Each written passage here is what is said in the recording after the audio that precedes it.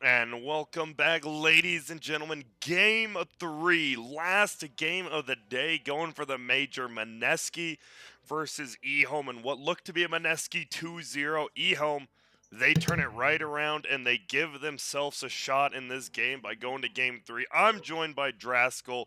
Draskell, we're here. We're game three. Is Mineski feeling bad? Is Ehome feeling good? What are the thoughts? I mean, I think that Mineski are probably not feeling great, but at the same time, they were in control a majority of that game. Like there was maybe only 1 or 2 points where I felt like Ehome were really taking it to him in any sense, really.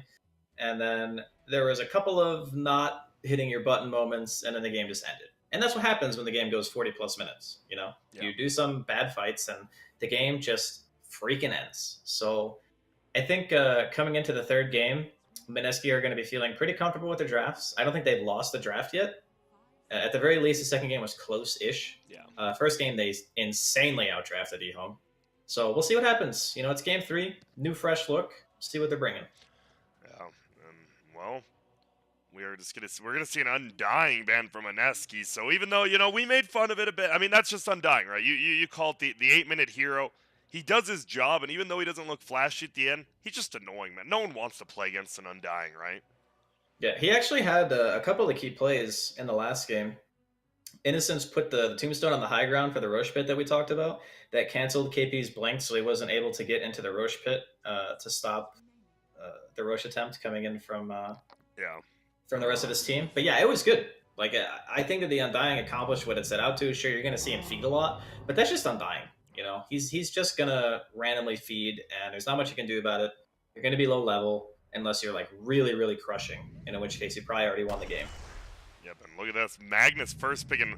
It's our first of this guy today. We got some Slaughter, we got some Leshrig, and we got a lot of stuns coming out from Mineski early. Yeah, I'm surprised why it was like an instant Slardar. I mean, he is an anti-carry, and you're expecting either like a PA, a Yeah. Jug, a Troll Warlord, perhaps. Um, there's probably more that I'm not thinking of, but those are like the primary three Yeah. that you would normally pair with the Mag. But this is a Leshrac is a hero we don't see much outside of the NA teams, as far as I can remember. But maybe they're starting to catch on a bit how strong this hero actually is. Actually, I think they play it more mid, right? Yeah, I For like believe the so. C and the Chinese teams, they prefer it mid than like the three or fours that we see. Yeah, we've even seen. Yeah, they prefer it mid or three. We never see it support for them, but definitely a lot more. We've seen Ori play it middle and a Witch Doctor. All right, so you got a Magnus, you got a Witch Doctor. You got your support duo here. Meanwhile, on the other side, I don't know though. You're opening a Slardar, right? That's pretty much gonna be guaranteed your off lane. So it'd be weird to open like a Slardar Leshrac double core, right? Yeah, I mean it depends. Lesh is a flex pick to me, so there's always the opportunity to change it up if you feel like it's going to benefit you in any way. But yeah, I guess I'm leaning more towards the three, or sorry, the four than anything else. But the starter opening just it makes me kind of wonder because obviously Slardar has his benefits. He's a very mobile hero. He's got a really useful bash in lane. He enables you to do Roshan. It's hard to itemize against him. Like you want to build mantas and lotuses and stuff, and BKBs are pretty bad against Slardar in general because once you pop it, you just get re-corrosived and you still just die. Yeah. So I kind of get the value of the hero, but he's just not something we see teams open with.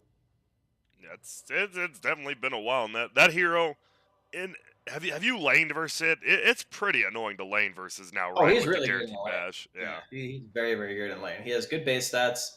Again, we talked about the mobility factor, the rework of the bash, being able to get to every fourth hit, just dealing a huge chunk of damage. Yeah. Well, on the other side, so Mag, I mean, still a very sought after hero, right? Can make any good hero better, and then you follow that up with a Witch Doctor. And honestly, I just haven't been seeing much Witch Doctor. I think FNG played it at the minor quite a bit, but he's about the only guy I've seen playing it. I don't know if, like, you've seen much Witch Doctor. Not too much, but I think it's nice with Mag because you say you RP two heroes Yeah. and the Witch Doctor is like nearby. Like the Maledict plus RP plus Cask, even if it's three or four heroes, you're gonna Maledict all of them.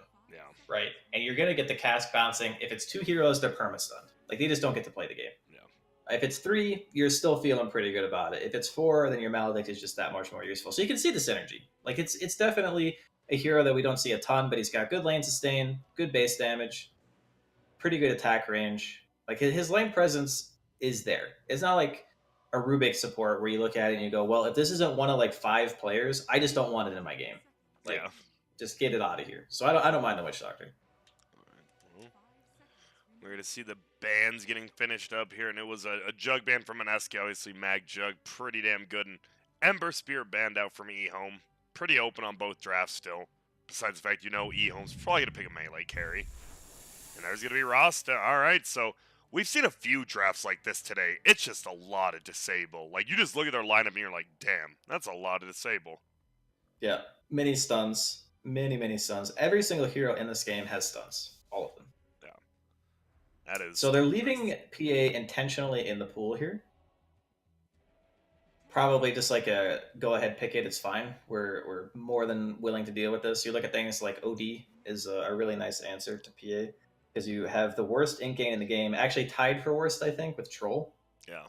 And you can just kill her with an ulti. It's a very, easy. very comfortable matchup. So, if not PA, what else do you want to see from Ehome? You see 3 heroes, right? Like, you see a decent amount. Is there anything else paired with this mag that, like, really screams at you?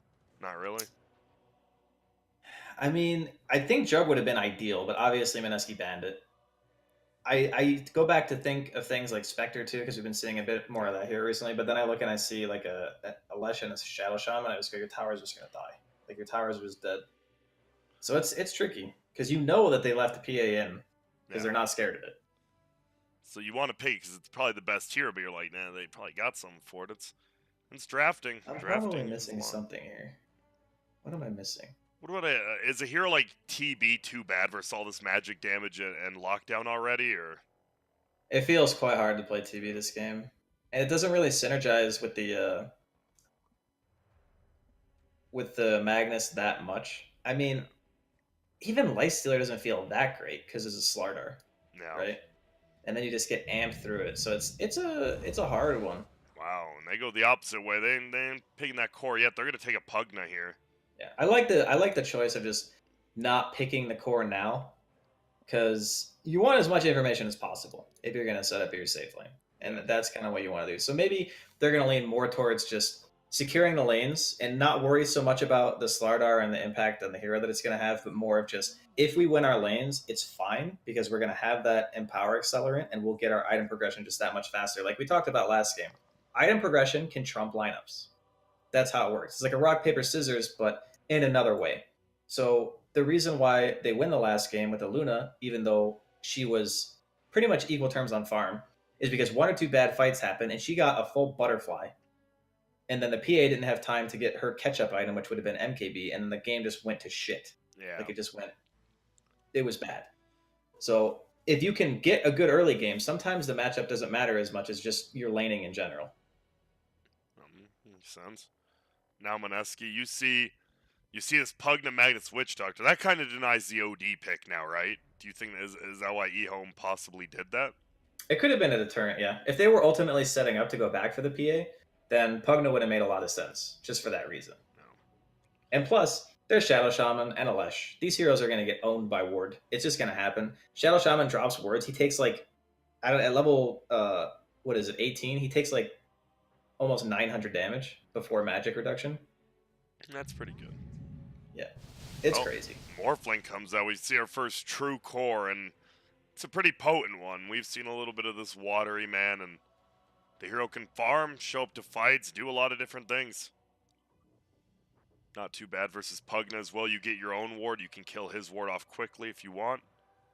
Yeah, Mineski's lanes are really good too. So what do you got to take as Ehome now?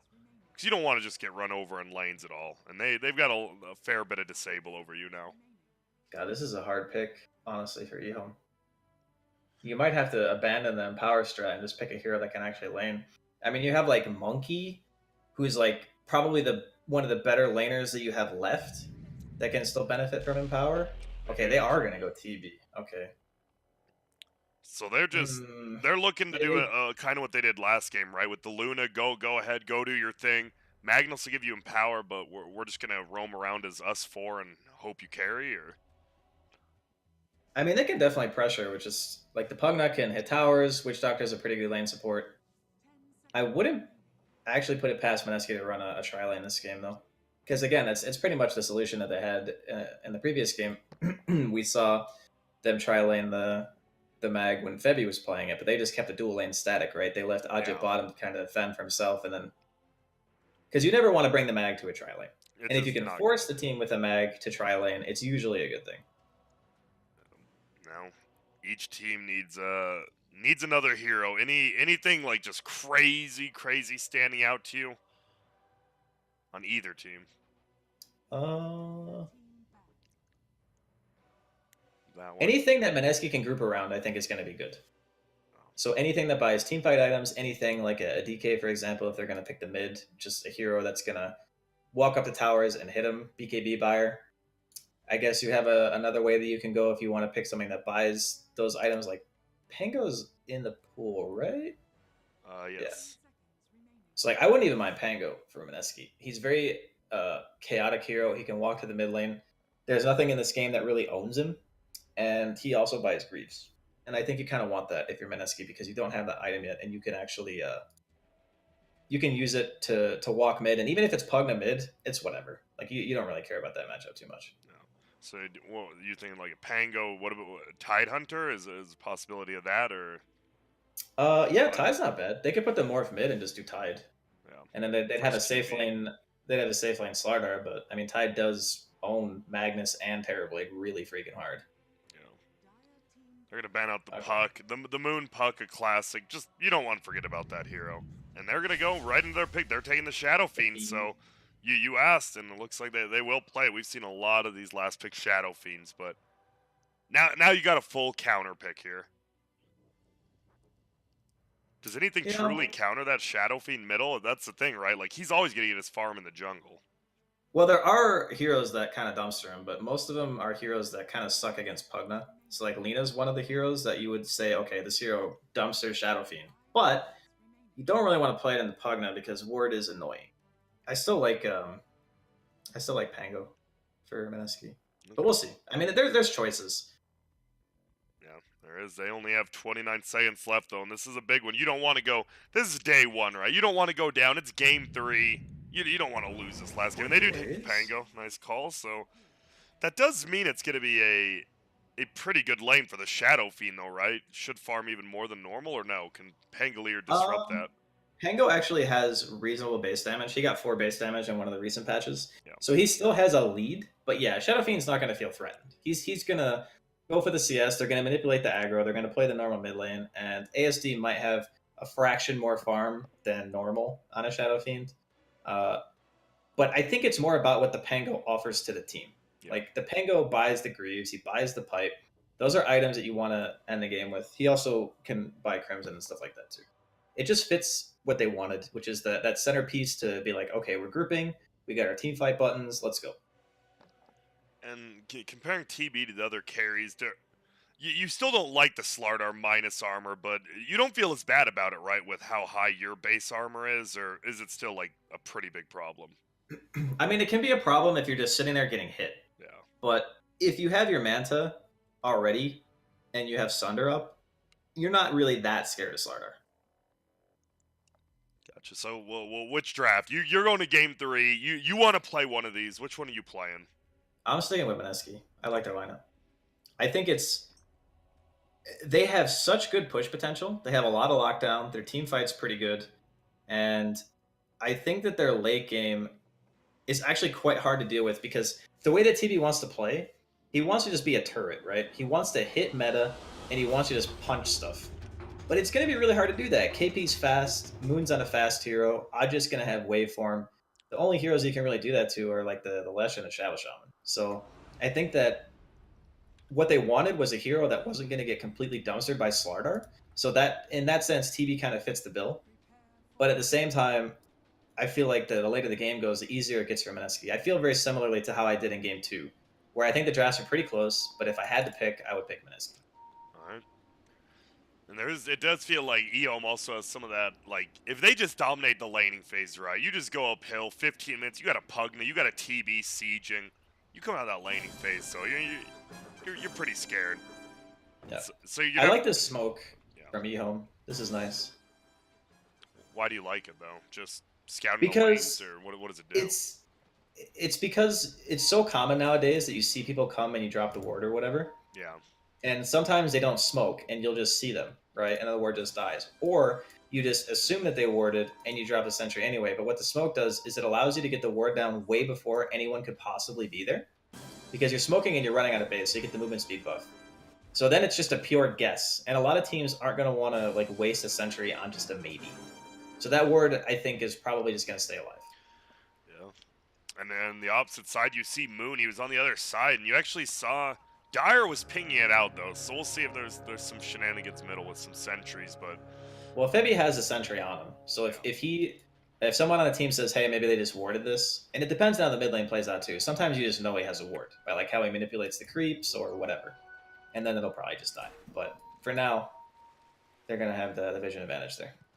and look at this. For now, it looks like Ehome's actually starting off with a Magnus tri-lane. On the other side, Pilot Eye and KP both running down here. And we saw this work out for Ehome last time. You have the tri-lane, you just get Neverend a ton of farm. Your supports struggle, but Neverend has a pretty good time, and seems to be what's going to happen again here.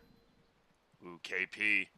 Can't really die here, but needs to be careful. Will take a lot of damage. Stun goes out. They actually will die here. Possibly maybe 3 more meta hits, but... And definitely doesn't want to miss the CS and dive under the towers. So they'll just pump out some and begin the farm and controlling the lane. Dude, what does KP do down here? Will he ever be able to do anything, even when meta's down? Well, the mag is leaving. Yeah. When meta's down, he'll be able to contest the wave for sure. Okay. Without a doubt, because it's level 1 maledict on the Witch Doctor, so he'll take some damage here and there, but he'll probably get to use a courier a lot. It's going to be like him and the mid player that are predominantly taking it, so he'll get some regen ferried. And then it's a 2v1 in the top lane, so Ajit's going to be having a good time. Yeah. So he's not too torn up about this. Him has the Morphling. 4 denies, 2 last hits already. Doing some good job getting at level 2. Middle, as we know, it's Pangolier versus SF. 7-4 versus 6-3. Both of them doing a decent job farming up. And then bottom, KP That was the Pilot TP. Eye. Yeah. SF is 2-2. Oh, okay, my bad. Yeah, they look kind of similar on the thing, right? I'm just crazy. Yeah. Yeah. I'm actually just crazy. I knew that. Ooh, top lane, Jin Q actually in a little bit of trouble, but it looks like Febby already used stun. Wait, he finds him again. He has another stun up. Level 1 Leshrac stun, though. That thing's hard to hit, especially by itself. Yeah, it's a really small radius. Only 150. One of the smaller stuns. Now I mean, as long as the morph is up here, hitting creeps, life is all right for Mineski. Yeah. They just need to make sure Pilot Eye and KP. I mean, you're not going to get much. You just got to play safe and hope for the best. Is he going to be okay? He's blasting. He does put himself in the decrep, but he's just going to get right-click down, isn't he? Sure is. Febby and Ajit. Dude, that was a sick stun from Febby. I don't know if he caught it, but like he was looping around the secret shop or whatever. He just threw a blinder. He just nailed him right in the face. And we just talked about level 1 stuns hard to hit. Febby may have messed up that skewer into the fountain earlier, but it's a good stun here. Now KP farming. The pull from Dire does get the big camp. And now, nothing crazy. So what is this Pugna? It's going to be tough for him now, right? The lane's way out of his favor. You just get stunned again. You're getting right-clicked all the way down, right? Yeah. This is a lane where he's going to have to, like, he can push out aggressively with the Nether Blast and then try to pull some creep system stuff, do some shenanigans, get some EXP. He's essentially the off laner. Yeah. Well, bottom lane still KP playing safe. They're not dying. Obviously, it is a Terrorblade tri-lane and a Magnus, so even though there's 3 heroes here, not the heaviest kill potential from Dire. And there's going to be Jin Q dying again, and I just missed it again. Febby just runs him down. Yeah, 2 points in the Edict. He was very far away from his tower. That's kind of why I suggested the pulling. Because if you're on your tower, Febby can't walk at you like that. And if he does, there's a good chance like the Witch Doctor can DP or something and can get a turn. But because of the way that that played out, he's too far away and he just dies. Now Pango. Sit in middle lane. What do we got now? It is 16-3 versus 18-8. So ASD on this Shadow Fiend, one of his heroes, is done to go. Bottom lane, they're thinking about it, but second meta pop looks like just to farm up decently. I mean, how do you feel this tri lane's going? It feels like the TB's just farming. Is that the only thing you need out of this lane? I mean, I guess that's pretty much all heal we're going to get, because they have a mag, you know? Yeah. We talked about how difficult it is to make this hero really functional in a tri-lane setting, but this is about the best you're going to get. Like, you're getting farm for the core that you want farm on, and sure, KP is getting EXP and Pilot Eye is getting EXP, but you can't have everything. That's why Dota is so complicated, because you're sacrificing something. Man, this mag, oh man, just getting blasted down from Pilot Eye. Runs out of mana though. Top Jin Q, look at, he is so scared now. Dude, the Leshrek's a higher level than him. That is a feels bad when you're, I mean, as you said though, it's solo and he's gonna go bottom. Yeah, they might lane swap now. It would make the most sense. I mean, that's pretty scary too though, right? If KP just hits up the shrine in 5 minutes, even just a Slardar running at you as this Pugna, you probably feel pretty frail this game. Wait, he just walked right past the bounty runes. Xingqiu's maybe a little bit out of sorts here. He's gonna let Pilot Die get them both. Oh man, even if Pi dies here, he's already done his job. He is happy and he is gonna die. Will he make it to the Ancients possibly? He's gonna try lightning something. Wait, what the hell? Didn't even wake him, maybe because he was deep crapped in now. Yeah, they will bring him down, but I'm sure Pilot Eye, his team's happy with him. Got both bounties. Yeah, that's completely fine. And man, they realize, like, we need to give Xingqiu a little bit of a game. Yeah. So he's going to transition into, like, sitting bottom here with the TB, and still going to be getting farm, but at least, you know, they're not going to have to worry about the Pugna just randomly dying. Yeah. This is odd, though, right? Your two cores just sitting bottom together, It's not even pushing not the tower. ideal. Yeah. I'll tell you that. It's definitely not ideal. But sometimes you don't have a lot of options, you know? And we've seen this, actually. Is Mineski just a really good early game team? They have always had the lead, right? Like, over 1,000, 2,000 gold, like, every time by the 5 to 6 minute mark. I don't know if that's, like, their draft or if it's just them. I mean, we'll get to see more of their games, so over time we'll be able to tell, like, they obviously favor lanes because they pick good laning heroes. Yeah. Man, Blast continuing to go, but top lane, Edict plus a full agility morph. This tower is just dying so damn quick.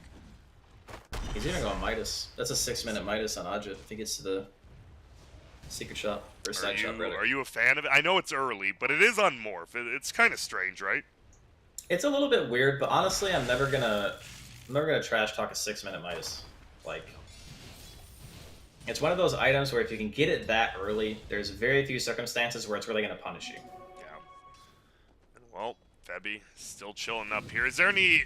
Are we just gonna see the lane stay like this, or do you think Febby's gonna rotate out? Or seems like Mineski's kind of just happy. Oh, they're gonna go in on the backside bottom. Jin-Q, he will get held in place, but Pilot Die, he is just getting destroyed. Moon comes down, he gets stunned up. They can't even find him yet. They're gonna get one stun. They need 2 more hits on this Witch Doctor. Nope, just one gets the kill. Now Moon, he's looking for this Pugna, but will make it out 1 for 1. And dude, I love watching Pilot Eye play. He actually he knew he was dying, right? A lot of these 5 supports do, but he literally just knew he was going in to die. Yeah, no, it's good to have that hero on your team that understands. Again, it's about understanding your role. Like, sometimes it's better for you to die so that your core can do something useful. Well, where's the TB? He's just been in the jungle right now, just farming up, and that's what you have to do, getting closer to level 6. And man, this Morphling is just feeling real good about himself up here. What are even? I'm looking at the net worth right now, and yeah, Morphling 1,000 gold above the TB. Obviously to be expected, but that is pretty damn high. Your TB obviously going to jungle well. You have Empower, right? So TB can farm the jungle even quicker. Uh-oh, Hex comes out again, and they're going to get a hold, and Witch Doctor, he's going to not even use the ulti. Uh-oh, Coconut will go. Whoa! Maybe it should have just thrown out the ult as Pango. Instead, you will die there. Yeah, that was that's a level 9 Shadow Fiend and a level 6 Pango. Yeah. So this is that's the one problem. ASD is going to keep farming though, right? It's how the heroes play the game. Like, the Pango wants to go around and he wants to do stuff with his ult. But the Shadow Fiend is content to just farm. So when you go and you try to gank where the Shadow Fiend basically lives, and you feed him a kill, that's like the worst of both worlds. Uh-oh, Febby. He's going to get skewered back. Look at this. ASD TPing there as well. This will be a kill. Who's going to get it? ASD will. Look at that, TB's there. Well, he's just farming, and I know it's a 1K lead for Mineski, but I'm sure the TB's happy. The SF seems pretty good, and both teams just farming right now. Bottom. Yeah. Uh-oh, Jinkyu, he's just gonna give him the suck here, and Slardar does not feel as good as he once did playing against that TB. Yeah, Pugner's actually a nice counter to Slardar, because pretty much everything that Slardar does is physical. Even his stun damage is physical. So if you're getting chased down, you get stunned, you get a nice little decrit from Jinkyu, you're feeling a little bit safer at least. And it's not like, I suppose you could still get Shadow Shaman spells cast on you or like Lesh Stun or something, but it's a lot better than having a Slardar just sprinting at you full speed. Can this Morphling going this Midas, right, has high net worth. Obviously the Midas not the biggest tell of net worth, but can he get to a point in this game where he's just farther ahead than the TB because of how quick he's farming? Bottom lane. Pilot Eye. Not die. Jinkyu, oh my god, the bash it. Has ulti, so they're scared to go on him. But look at that moon. Okay. One javelin, no boots. Guess what? It's all you need. The sniper, he's gonna go for the other one too? Ooh, and well, might go for this kill. He's got roll. We'll see if he wants to. Does he even have to use it? No. Dude, that was so many procs. Holy He actually smokes. javelined him like 3 times, I think. That was insane. Dude, all of a sudden, right, we were talking about this. Moon gets 2 kills, a bounty rune, and feels a little bit better now. Yeah, but that's the Pango, right?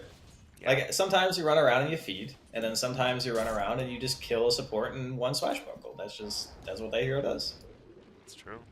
So this TB, we bring it up. It just, both cores, or pardon me, Morph and TB are both just farming. Obviously, Morph with the Midas and a lane and a jungle to farm is going to farm quicker than this jungle TB, but when do you like come online as this Morphling when Zoroasta goes down bottom? I'm kind of wondering what his item choice is going to be, because he went Midas, right? So, like, is he... It's just weird already. Like, what do you go? Do you go Lincoln's? You go an Blade, Sanjin Yasha? I don't know if there's, like, one that stands out for you. I've seen more E-Blade rushing than anything else. Yeah. And against a team like Ehome, it's actually pretty nice, because a lot of their heroes are pretty squish. But it just really depends on how greedy he wants to play it. Like, he's sitting on 2,800 gold, so he's thinking about it. He's thinking about the E-Blade. He's probably thinking about Lincoln's, too. We'll go down, and middle lane looks like there's a ping there. It's going to be a smoke. It's going to be a Leshrac, a Pango, and a Shadow Shaman, and they're thinking about this tier 2 top. They have the Morphling up here as well, 3k gold. As you said, probably going to be the Blade if you're saving up that much. Haven't seen a Butterfly first in a while, so doubt that's coming in. Uh-oh. This Magnus won't get silenced up. He should be able to get a skewer, and he is going to go, but Moon will just hit him. Stun will go out, and that'll be an easy kill. Jit will take it. They just plant the snakes. This tier 2 is going to drop.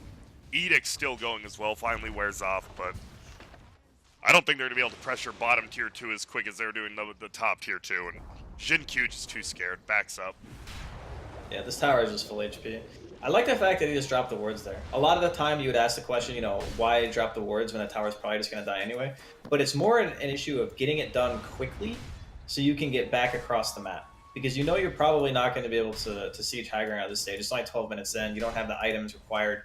It's better to just go in and get it done, you know, and then get out. Yep. That's what they did. Already start farming up the jungle everywhere. Moon trying to do, not the best jungler on Pango. Jit, he's just staying in that enemy jungle. 4 seconds on his Midas. Right, and he ended up buying something. What was it? He bought bots. Okay. He bought bots. So, 12-minute bots Midas. It's he's playing the long con. Like, this is an item combination that I actually feel, if you get it super early, is almost imbalanced, because you get the double TP and you have a Midas. Yeah. So you're basically everywhere you want to be, whenever you want to be. And I think that's pretty much what he's putting the value in right now. Just making sure that you're always going to be able to participate in the fights if you want to. And at the same time, you're also going to be farming like a madman. And it's reflected in the net worth. Like, he's pulling ahead. He has 1,700. And he's still, look at this, he's just farming under where that tier 2 used to be. No one wants to do anything to him because it's pretty hard to. They don't really have that instant disable, right? They really don't. KP. He's going to be in trouble. He's running. Yeah, he's trying, but he's just going to die here. Going to get stuck, won't even get off some spells, and he just gets run down. And now we might see a tier 2 finally getting pushed here. Pugna here, Shadow Fiend here. Trying to get that level 15, get that Presence Aura affects buildings. That talent's actually like crazy. Yeah. That was one of those talents we talked about, right? Where one person does it after everyone says it's trash and everyone's like, wait, this is actually pretty good. Yeah, it's mainly also because of the Greaves build too, I think is why it came into such like a competitive light. ASD obviously going for the Eagles build this game, so he doesn't have like the same team fight contribution, but he'll be able to blow people up. Yeah, then, well, So Witch he might Doctor. actually be able to do this game. Witch Doctor should die. Nice Coconut actually bounces downhill, but Pango will just right-click him. Pugna will make it out, though, so it's successfully tanked gank by Witch Doctor. And Pango has a Blink, so Blink, second item after Javelin. You like it? They're just going all in on the space creating. Like, this is a build that is specific to, I want to fight, I want to cause a ruckus, and I want Ajit with his 8 billion net worth at 15 minutes to just keep doing what he's doing. Yeah. Looks like that's what he is going to do. 15 minutes, he's going to get a rune here.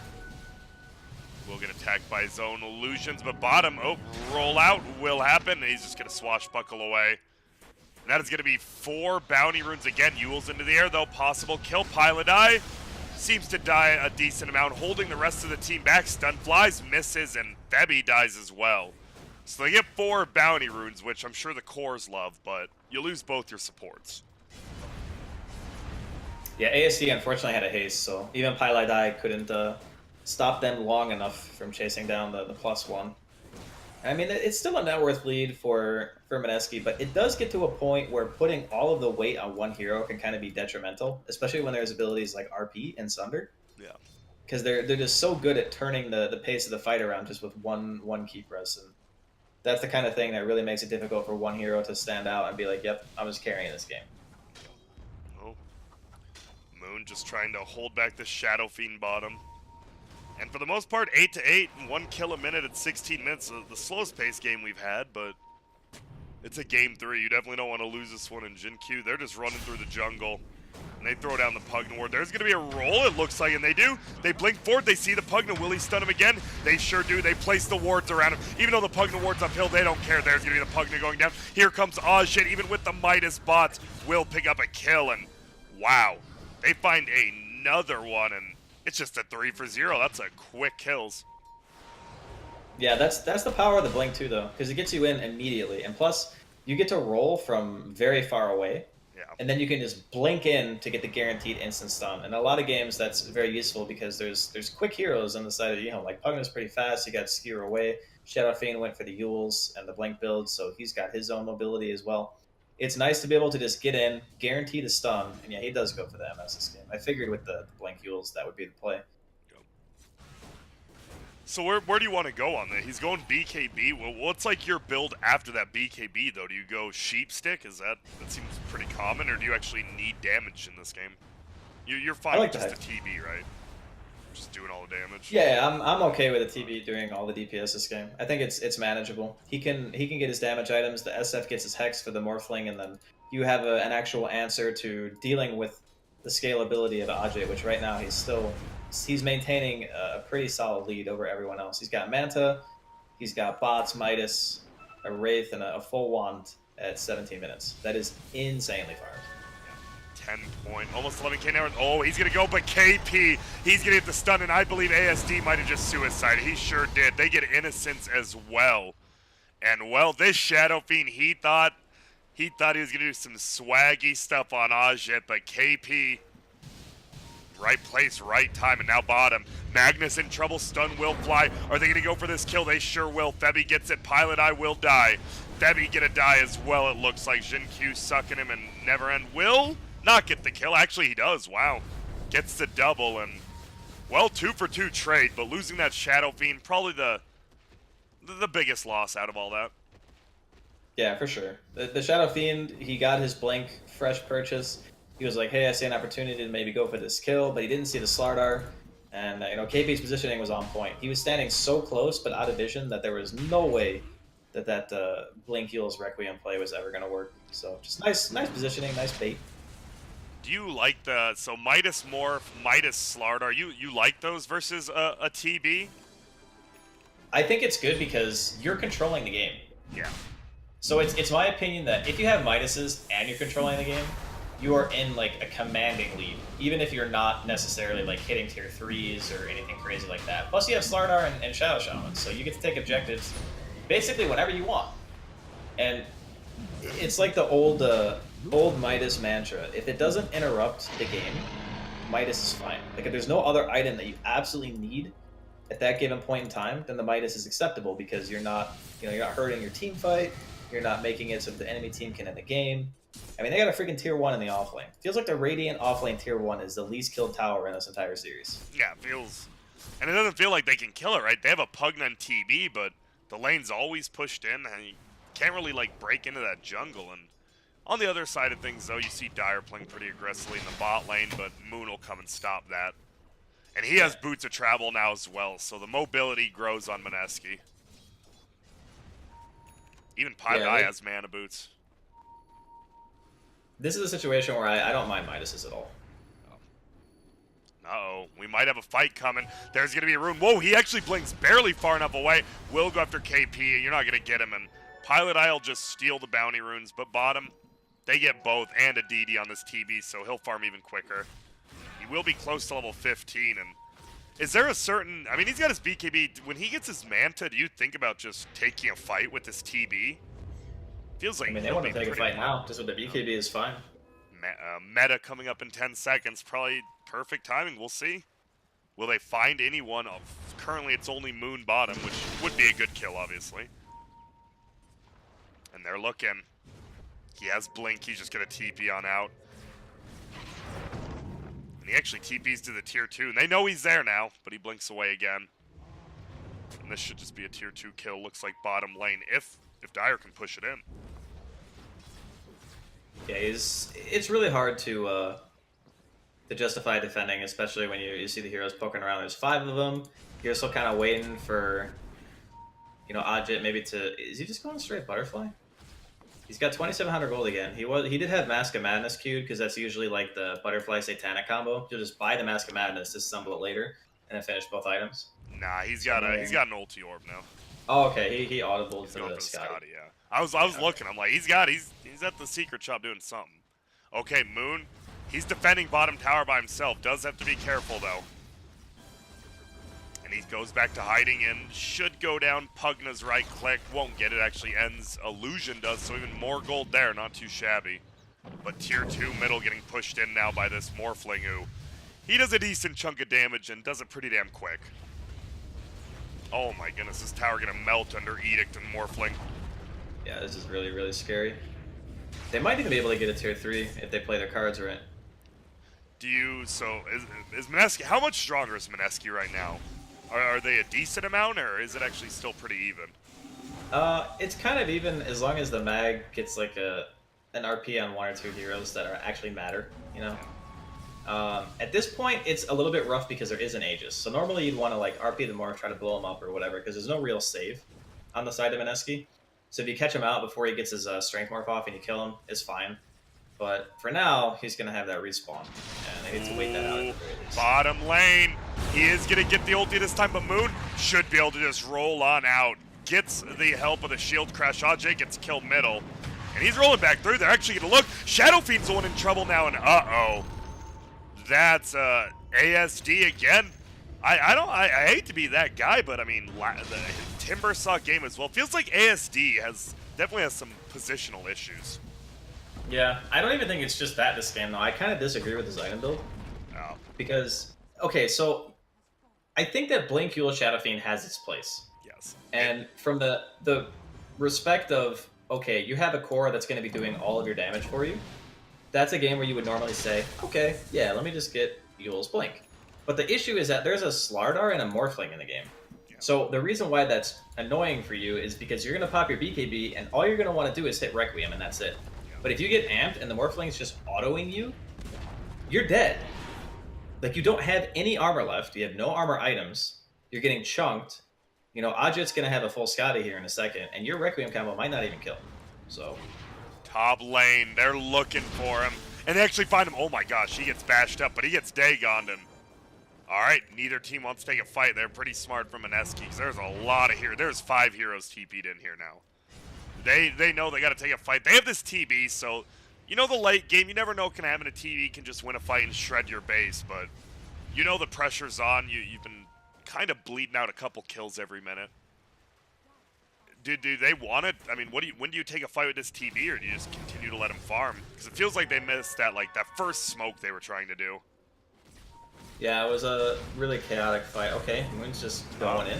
He is. He will just roll away. Is there going to be more on the backside? It's just Pilot Eye. And the coconut bounces. He will go down. Meanwhile, Moon TPs. And he's gone. Ajit has a full Eye of Scotty. I don't know if you know, is the Morphling TB bug still existent? Where you pop meta and switch back to Morphling form at the same time? And you get the meta ranged in Morph form?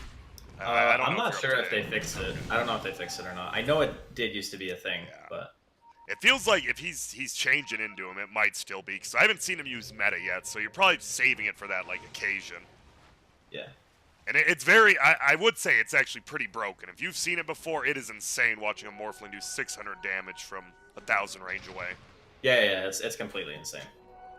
So we'll see if that's the case. We'll try to keep you out, but no fights being taken right now. Mineski just dominating the map, 9k lead. And we've seen them here before. Game 1, they stomped. Game 2, they had an okay lead early, but it just feels like they're controlling the map very well against this TV. Not letting them farm anywhere. This game is a bit different because their core player doesn't have the same susceptibility of being just blown up. Yeah. So, Ajit can play pretty balls out of this game, I would say, and it's not going to hurt him too much. He's even playing it extra safe and going back for BKB, even though I feel like he could just finish Satanic in it. But I might, we talked about it a little bit before, but that Shadow Fiend is just... This is such a hard game for him now. Because every single fight's going to be the same. He's going to maybe get his Requiem off, and then he's going to die. Yeah, does not feel fun for the Shadow Fiend, for sure. I've played Shadow Fiend in this position, and, had these items against heroes like Slardar and Morphling, and it does not feel good. It's just, I would much prefer to have seen him just get Greaves, honestly. And that's seems to be the pretty standard build. I mean, that's why, the CIS teams have been picking him, you just get Greaves, get the Presence Orphex buildings, just run at buildings. Here it feels like we're just old school Shadow Fiend, and never felt like it really worked before either. I mean, like I said, there's a place for it. Yeah. Maybe the place isn't this patch, but who knows? KP, we haven't heard much from him. He had that Midas, obviously. He has a BKB blink now. And, well, he's pretty much just guaranteed to just bash someone to death, it feels like. Yeah. Looking for someone to use Midas. Feels bad, no creeps. Use it on the small one. He's just like, I just need to use it, please. That's fair. Having your Midas just being up is the worst feeling. It has, especially when you die too or something. But middle lane, they might initiate on Moon, but he blinks to his team, connects on up, and they're very well could just be a giant 5-on-5 fight. But it looks like Dire, they're playing it pretty safe here. Tons of illusions, cutting creeps. That's how you want to do it. Bottom ASD gets his level 20, and he TP'd in. He takes a lot of damage just from one bash and one stun. They will get out. Now the tower will be under a little bit of pressure, actually, top, and lose a 600 HP. And if you're Ehome, you just group up like they're doing? Yeah, this is probably the stage in the game where you want to start thinking about taking engagement. You got the Empower, you got the Scotty, the BKB, the Manta, the drums. En's got enough items. He is at the point now where he can do some stuff. Yeah. We'll see. Level 18 has the level 3 Sunder. Still scary, because you have that TV. You're okay, Let's get me to level 25. Let's see what we can do. Oh, they drum it, but they don't look for Moon. He has a haste rune bottled up, actually, so he's going to haste on through, and he's just going to cut the creep wave. Some TP's back, possibly thinking about going middle. Innocence is here with the casket. Oh, there it is. They're going to find 2 of them. There's going to be the TV. He pops, and the rest of Radiant just gets the hell out. But that's Ajit and KP. What kills? That's what I was saying, man. Just need an RP on the Morph before he gets his shift off, and he's just going to die. That's the whole thing. And that's also why I kind of figured he might go Satanic instead. Because, the status resistant to the RP. Because that's really the only way you die, right? You get Yule's Requiem, it's eh. Is this just going to be a tier 2, or is there a possibility of a tier 3? Well, they just glyphed, and then Morphling's dead for 45 seconds, so it depends on how ballsy they want to be about this, because obviously we know there's no buyback. Yeah. But do they know there's no buyback? It looks like they're just thinking about Roshan or top lane, because once again, Pilot Eye just being annoying. And look at this, actually doing a ton of damage, makes the TP out too. And they're going to go. Oh no, sorry, he just insta-blinked. I was not paying attention. Yeah. I was like, wait, did Shadow Fiend just cancel his TP? I was just brain lagged there for a second. Oh, Roche comes up right as Morphling's going to start spawning, though. Dyer probably would have liked it 30 seconds earlier. And now it's only a 6k lead for Mineski, but Moon scouts out the Roche's up, and obviously with that corrosive haze, that's a pretty damn quick Roche with Morphling. KP looking for Midas again, but he's struggling finding creeps for Midas. His whole team, his whole jungle's been farmed, and they just go right in. Yeah, this is a nice timing. You know, RP's down, you had your one really big key kill. It actually kind of sucked for Ehome at that timing because Roche wasn't up yet until after, right? After they took the tier 2. Yeah. So they could have potentially gone for it themselves, but now there's going to be a Aegis on the Morphling, which means the RP thing is not going to work. And now you got to buy 6 minutes. Yep, he has a cheese as well, so he's just got a ton of stuff. Ajit, level 20 as well, goes for the waveform attacks targets. Unless you have something real crazy, you're more than likely taking that. Yeah, I'm really a big fan of it, just because it also like makes it so much more comfy to clear creep waves. You just waveform over, and if you have enough damage, they just insta-die, which is always a really cool feeling. Yeah. And they're just pushing right in the middle now, but Pangolier is top, so they don't have 5 heroes here, but they're pushing in both waves, and I think they know they need to do something like this, you know, split up the heroes, and here we go. Fake TB, he's gonna go for it. Did he get it off? Yeah, he sure did. He is doing a lot of damage. Will he be able to just get in there? They silence him up. Oh my god, and there's the Morphling. Yep, the bug still exists, Rascal. And this boy is doing some work. Oh, there's gonna be, he gets it on the backside. Here we go, ulti flies. That's gonna be at least 1 kill. Moon's dead. They get KP as well. They're gonna try to run away, and this Morphling, he is in a lot of trouble. But he will just back out. He pops his BKB as well. Is he thinking about going back in? That Pugna ward will go down. Throws it out. Will they get a stun? Buyback comes from the Magnus. They're getting nervous. They will just get the Witch Doctor. No, he gets out with the heal. Snakes go on the ground, but they're just going to get cleaned up.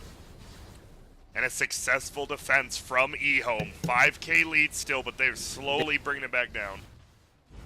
Yeah, they didn't lose the Aegis, which is still kind of big. So they have another, what is it, like 4.5 minutes or so? No, sorry, 3.5 minutes. And they can continue to do some stuff. And again, the RP was really nice because it had 2 heroes. It hit the Slardar, and I think it also hit was it the Pango? Yeah, it hit the Pango. He got both. So yeah. He's gotten 2 cores every RP now. Yeah, that's really what you want. Like, if you're not going to be able to kill the Morphling, the next best thing is just eliminating the other like highly farmed heroes. And he gets 2 at the same time. Like this mag is definitely getting my MVP vote for this game because he's been getting the right RPs. They get the one onto the Sentry when the Morphling was invis. They kill him once. They open up the tier 2. They get another RP that kind of delays the game a little bit more. But you can see Mineski know, right? Yeah. They know that the RP is basically the only way they're going to be able to take fights. So they're just walking straight back top. All right, this TB's build, you like it? The glass cannon here, we got, not even glass cannon, but he has the Daedalus now. He's got Empower. He does a lot of damage. Yeah, I think it's needed. Oh, they're going to blink forward, though. He could take a lot of damage. They know they're probably not getting this kill. They're just trying to bait out a BKB. They won't. He'll just Manton out. And, well, ranged Rax goes down. They're pinging melee. And it looks like they're with you. They still got this Aegis, but this Dagon spam from Jin Q feels so bad. He can blink forward. They're going to look for him. He will just skewer away. Doesn't get the guaranteed bash. They're going to look. They find the TB. He doesn't get his BKB off. He's getting healed by Jin Q, though. Will they find him? They do. That is no buyback. Oh my goodness. They will be able to kill Febby, who is a lot of their tower damage and building damage. And now they're going to look, can they get ASD? They do. No buybacks on either of them. Leshrek even buys back, and uh-oh, this base could be in a little bit of trouble. I mean, they still haven't even popped the Aegis off of Ajit. Like, he's feeling pretty good right now. Just sitting there hitting the racks. Even going to convert to 1 HP, because why not? Why not? And there we go. They go in. Do they get the silences? Jinkyu's not silenced. He gets Guardian Grief. They do bring down the Aegis. Pango is going in, and uh-oh, there's going to be a kill on Jinkyu. They get the Atos. Febby's here, and I don't know if the game ends here, but your base is dying, and look at this Morphling. Maybe it does? We saw Ehome do the same thing in game 2, just go after the base. Yeah, I feel like it's just over. It's still 50 No seconds left on buybacks. the SF. Oh, and look at this KP making space. Atos there. This will be a kill, and I believe you're right, Draskell. Mineski, they do it, and wow. I have a feeling they probably think this should have been a 2-0, but they end up winning 2-1 either way. We even see Diving the Fountain gets the kill. And wow, Mineski ends up pulling it off 2-1, and they look like the real deal. I know people had their thoughts, but they're looking pretty good. Yeah, I really like the drafting. Mineski, like, they seem like the better team in the series. Obviously, it goes 2-1. Ehome, they kind of got gifted a win, I feel, in the second game. Yeah. But, still credit to them. They managed to drag out the first game to, what was it, like 42K deficit Yeah. and didn't lose the game yet. It was some crazy lead that they were playing against. And just overall, I feel like Mineski had a lot like more cleaner game plans than Ehome. And also, we talked a little bit about ASD, but like his timber and his SF games just did not feel very good to watch. Like he was either constantly getting picked off, or in this game in particular, I feel like his item build wasn't really that good for the game. There was a lot of things I feel that they can definitely improve on. Yeah.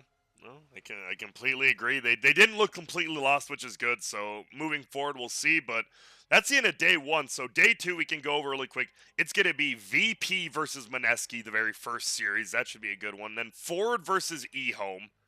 And then the last series is obviously the loser of winners. So VP or Mineski versus the winner of loser. That's a lot of confusion. There's 3 BO3s tomorrow, GSL style, with VP Mineski and Forward Ehome. Any initial thoughts on that? Do you think VP will have an easy time, or what are you thinking?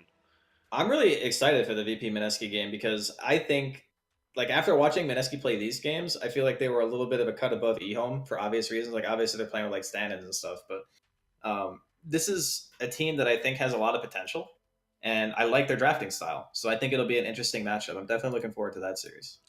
Yep. And then the Forward versus Ehome. Forward took a game off VP, first game of the day. And Ehome, as we said, they look decent. Do you think that's going to be pretty even, or are you favoring maybe Forward? I think I'm probably favoring Forward, but not by a huge amount. And again, it just depends on the drafts. Like I feel like Ehome shot themselves in the foot this series because their first draft was just it was not good. Yeah. Like I was trying to like see ways where it's supposed to function, and it just they got bopped, and that really set the tone for the series. I feel like if they had come out of the gate maybe a little bit stronger, we could have been seeing a 2-1 the other way. But that's how it happens sometimes. Yep, it is. And with that said, this is the end of day 1 here on the Group C stream. If you didn't know, there is 4 streams going for this. We're the last one up, but you got Group A, Group B, Group C, Group D. So tomorrow, look for your favorite teams, see which stream it's on, and make sure to watch starting here, I believe at the same time, 5:30 a.m. PST, California time, will be the start of VP versus Mineski. So make sure to stick around and, well, we will end up seeing you later.